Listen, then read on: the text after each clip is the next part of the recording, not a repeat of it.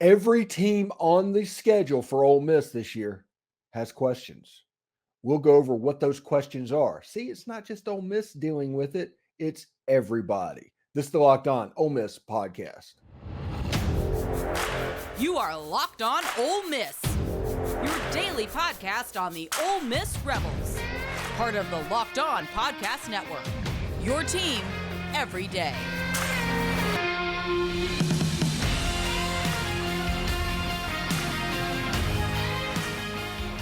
Thanks for making the Locked On Ole Miss podcast your first listen every day. We are free and available wherever you get your podcast and on YouTube. We're part of the Locked On Podcast Network, your team every day. Also, today's episode is brought to you by Bird Dogs. Go to birddogs.com/LockedOnCollege, all one word. And when you enter promo code LockedOnCollege, they'll throw in a free custom Bird Dogs Yeti-style tumbler with every order. Hi, I'm Stephen Willis, and this is the Locked On Ole Miss podcast. Now, we have talked about Ole Miss football for months at this point, getting ready for the 2023 season. And everybody around the SEC is doing the same thing. And whenever you do that, the warts of your own team, they expose themselves and you focus on them. And these are the problem areas. And this is what's going to do us in, essentially. Is this the key thing that is going to ruin exactly what we have planned? Well, other teams are doing that exact same thing. Other teams have warts as well. Other teams are not slam dunks to have a great season, even if they're slated to have a great season. See Texas A&M last year. See Auburn the last couple of years. There are programs that have blue blood expectations of what's going on that they just won't hit them. Now, so let's go over the schedule this year and kind of talk about some of those opponents' warts and why we can be as high on this Ole Miss program as we are, and with the warts that we talk about at the same time. Now, Ole Miss still has to do it. It still has to be done. But there are questions elsewhere that could make this a little easier or a little harder. We thought last year the Kentucky game was going to be absolutely massive. It was a top 10 game. I think Kentucky was 7th in the country. I think they finished in the Music City Bowl on about 6-6.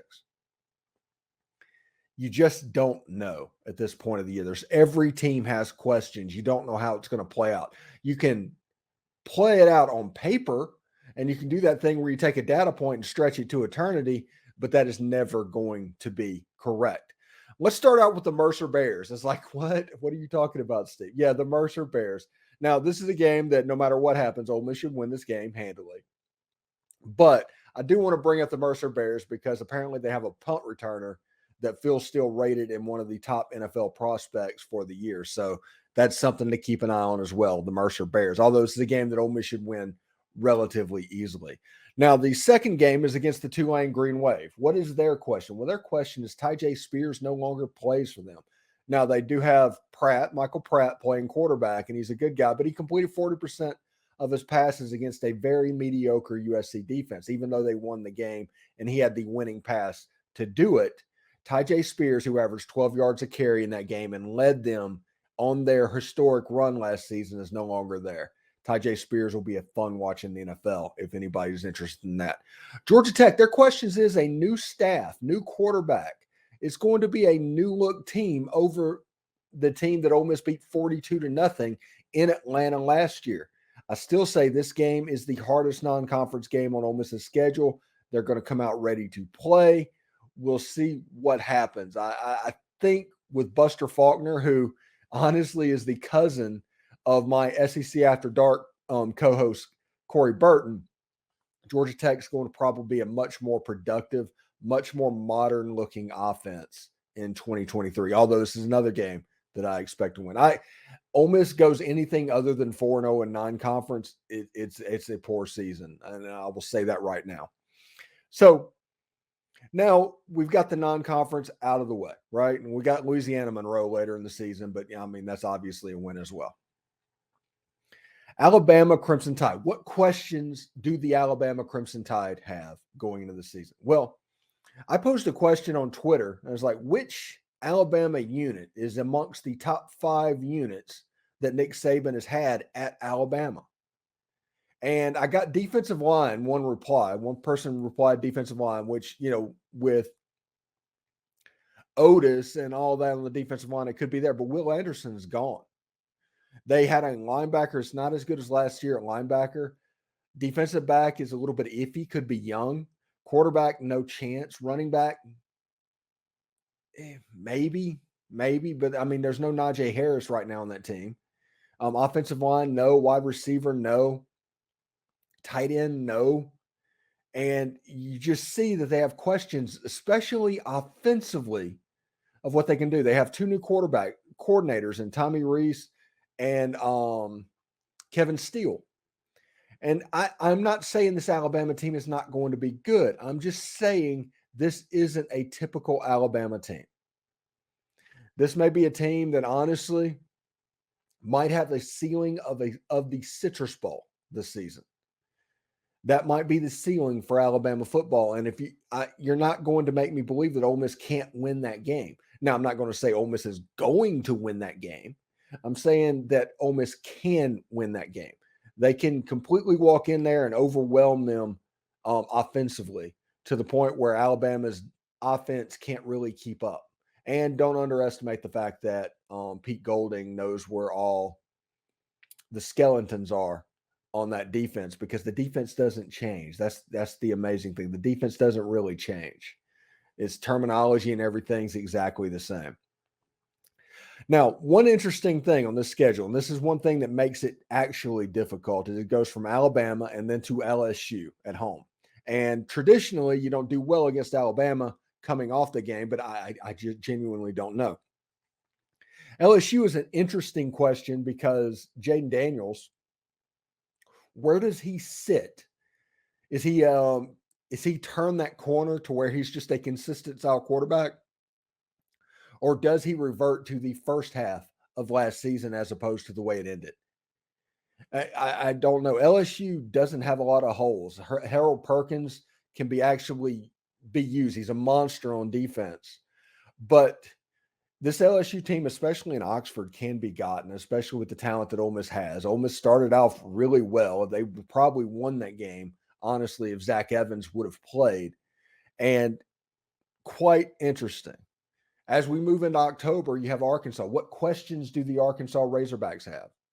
Well, that main question that I have is they have two new coordinators. How does the Kendall Briles fit on offense adjust to a Dan Enos system on offense? Whenever you remove tempo at such a high level, does that affect them? Now, they have Rocket Sanders, fine player. They have KJ Jefferson, fine player. But remember Derek King at Houston. And under Kendall Briles, he was essentially an All-American, All-World type player. After he left, he wasn't quite the same guy. Ended up at Miami. He's kind of bounced around a little bit. But still the same player that was at Houston. The system just makes traits that are available in quarterbacks come out a little bit better. Ole Miss then gets a bye week, and then they get the Auburn Tigers. Their questions are obvious. How do they make up with a seemingly lack of talent with a new first-year coach? Now, this game is going to be Auburn's Super Bowl. I've already heard from people on the plains that this game will be Auburn's Super Bowl because Hugh Freeze wants to beat Ole Miss because of everything that's happened, the tweet after the Liberty game, the whole 9 yards. Hugh Freeze wants that game, so he's going to pull out all the stops. And if that game is a night game in Jordan-Hare, that game could get squirrely. I've told people all the time that I can envision a scenario where Ole Miss goes 10-2, but one of those losses is not Alabama. I think that Ole Miss could lose that game on the plains just because of how emotionally charged it could be. Think Tennessee in 2021. That is what that game could be. So I do want to let you know that today's show is brought to you by Bird Dogs. And if you are exercising and you want comfortable clothes and you're always outside, and especially in the state of Florida, it becomes quite an interesting scenario for basically everybody that's doing it, because you're going to sweat a little bit in the state of Florida. It's warm. Heat index is over 100 degrees today. But they have anti-stink sweating weeping fabric that keeps you cool and dry all day long. They have flexible mesh material. They have liners. It is simply the most comfortable shorts you'll ever wear. And if you walk as much as I do, you know that walking is a self-teaching tool. If you don't believe me, go for a mile walk in a pair of swim trunks, and you can understand exactly why it's important to wear the right gear when you're out doing it. Anyway, show yourself to the birddogs.com Locked On College website. Enter promo code Locked On College for your free Yeti style tumbler with your order. That is birddogs.com/Locked On College, and enter promo code Locked On College for a free Yeti style tumbler with your order. That's a pretty cool deal. And it is the most comfortable shorts you will ever put on. You can believe me that if you get these, you will end up in my comments telling me exactly how right I was. It just is what it is, honestly.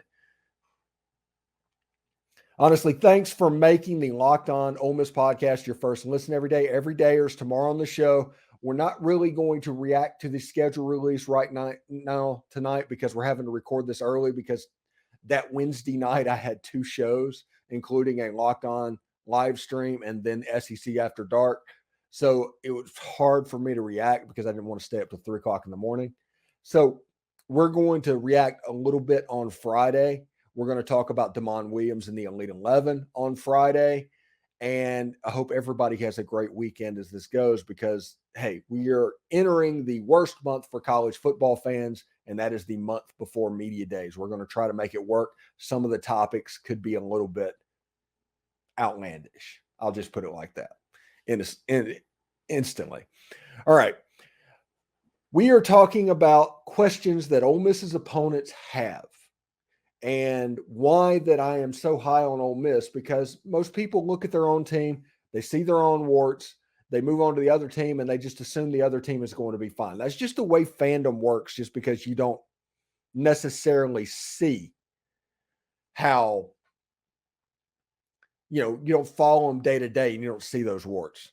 So the Vanderbilt Commodores at home, I'm okay with that. I do like A.J. Swan. I do like that wide receiver. Vanderbilt, offensively, they were the team that actually figured out Chris Partridge last year. They were the team that was able to take advantage of what he did, and then everybody followed that blueprint after that. So we'll see. I think Vandy will have trouble out talenting Ole Miss, especially in Von Hemingway. But I do like some of their players. Their question is, can they get enough players to win games? Can they get to a bowl game? That is Vanderbilt's question going into 2023. Texas A&M in Vaught Hemingway Stadium. One of the stories that everybody's going to talk about, and can Jimbo Fisher and Bobby Petrino coexist? If they can, this offense has a chance to be good. They have Reuben Owens, who has a chance to be a breakout running back.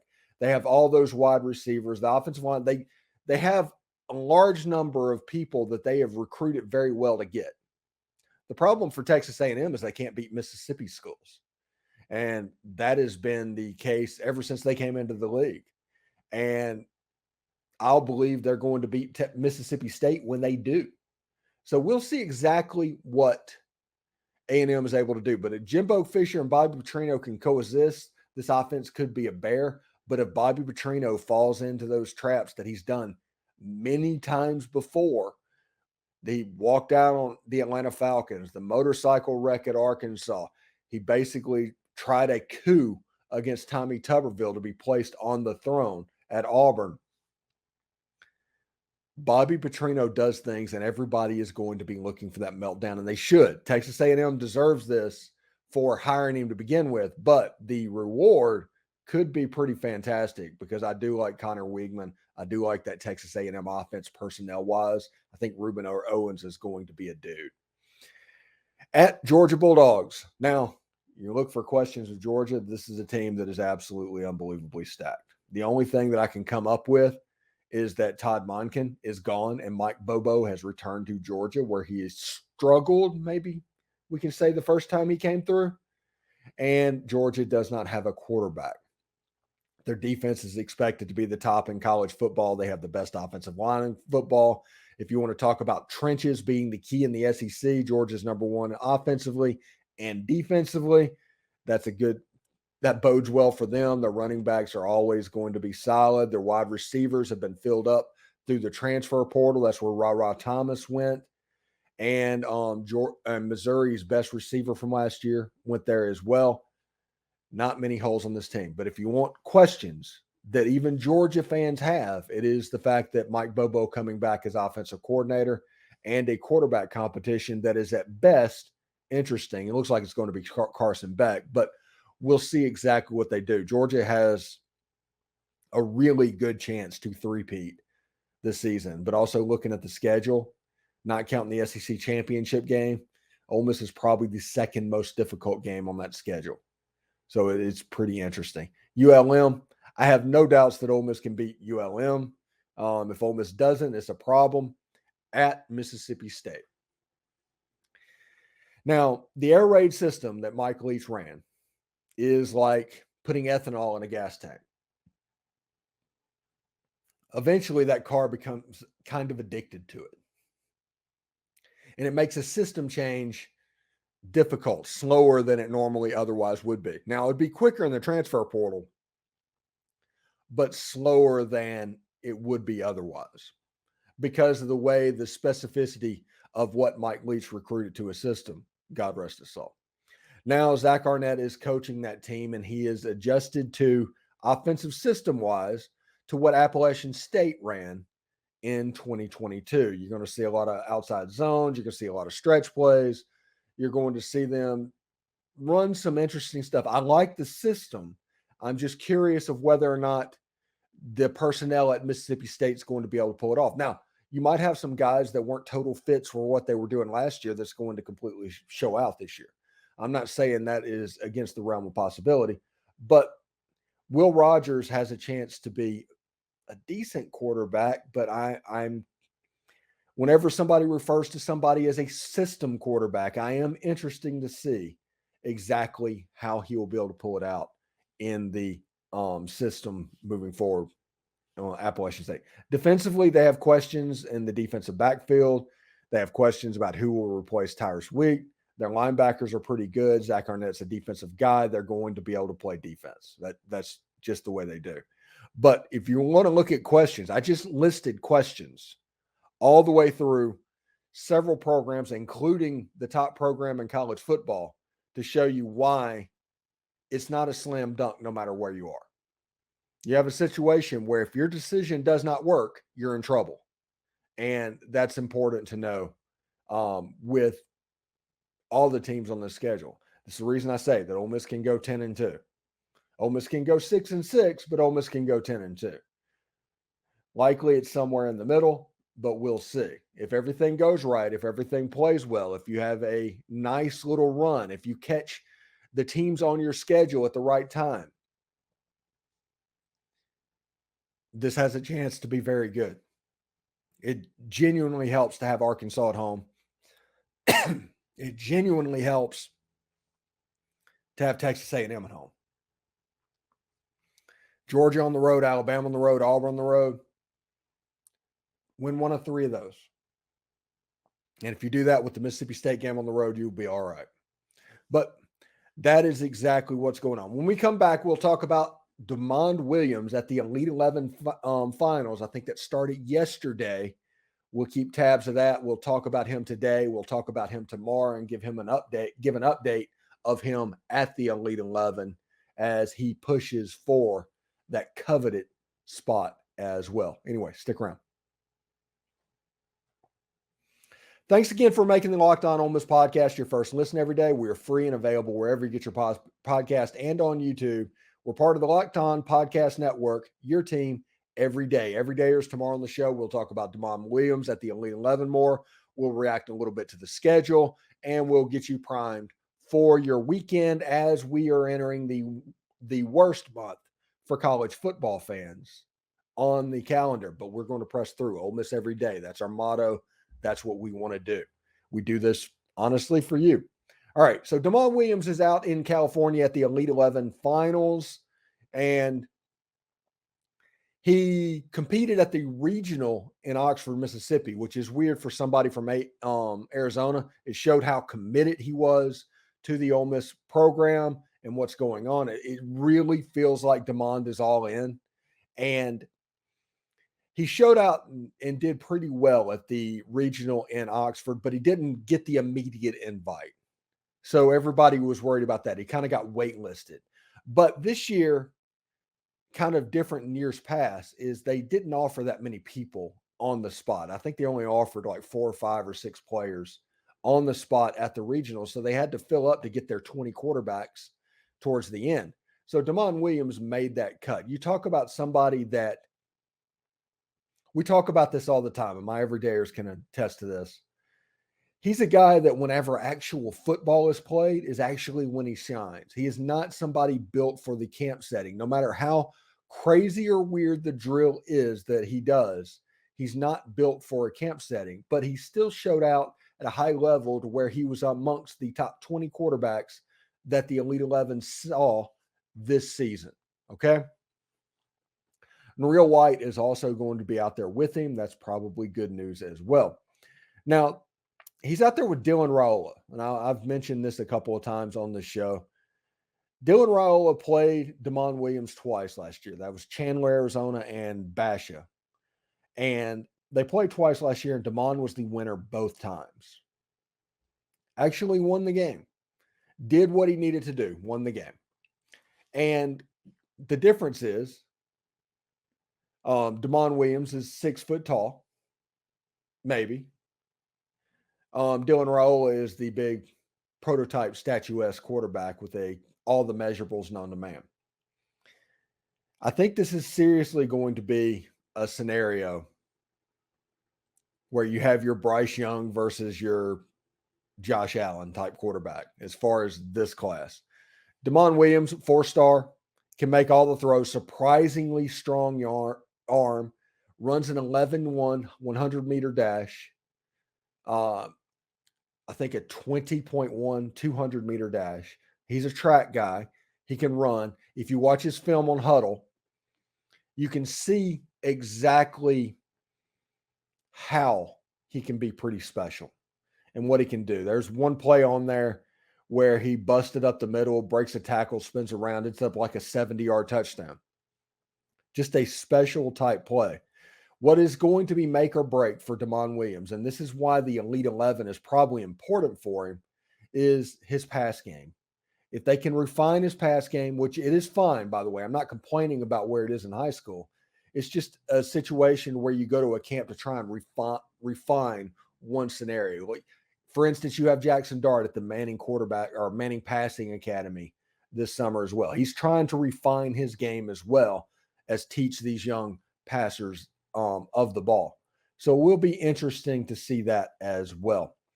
I'm pretty excited, and I've been really bullish on Damon Williams for months at this point. And I just want him to sign and get on the campus as soon as possible, honestly. It's something that just the benefit for Ole Miss would be pretty fantastic.